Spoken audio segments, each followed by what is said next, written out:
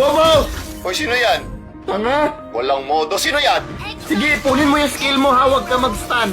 Ipunin mo yung skill mo para maging mayaman ka, tapos bili ka utak ha! Hoy, Tyron, naririnig ka namin. Defeat. Parang game talaga. Hoy, Tyron, hindi ka nakamute. Tyron, are you playing video games during class? Alam mo bang napaka-disrespectful ng ginagawa mo? Tyron, can you hear us? Hello? Sir, Tyron? Tyron, Hello, hello? sir. Yes, hello? Sir, hello? Hello? Sir, okay na, sir? Yes, we can hear you, we can hear you. Yes, Tyron. Sir, kung may narinig kayong kakaiba kanina, sir, kapitbahay po namin yun, sir. Kapitbahay po. Kapitbahay? What is your kapitbahay doing in our class? Hacker kasi yun, sir. Hacker. Hinahack niya yung, class. Hacker?